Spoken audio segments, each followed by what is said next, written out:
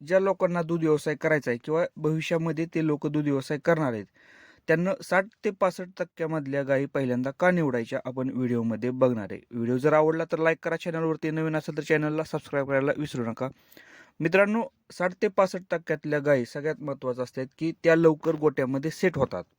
त्याचबरोबर त्यांची रोगप्रतिकारक शक्ती चांगली असल्यामुळं त्या आजारी पडत नाहीत आणि जरी आजारी पडल्या तर रिकव्हरी लगेच होतात, म्हणजे नीट लगेच होतात. त्याचबरोबर काय होतं की गायी ज्या आपल्या वेल्यानंतर आहेत ना, हिटवर लगेच येतात आणि एका इंजेक्शनात राहतात. यामुळं काय होतं की आपल्याला दूध व्यवसाय हा समजला जातो की कशाप्रकारे आपला दूध व्यवसाय करायचा आहे. आपण जर मोठ्या गायी जर निवडल्या किंवा 100% 80%तल्या गायी जर निवडल्या तर काय होतं की ते सेट होत नाहीत गोट्यामध्ये आणि त्यांची रोगप्रतिकारक शक्ती कमी असल्यामुळे ते आजारी लवकर पडतात. दगडी त्यांना सारखी होते. यामुळे काय होतं की दूध व्यवसाय आपल्याला तोट्यात जाताना दिसतो.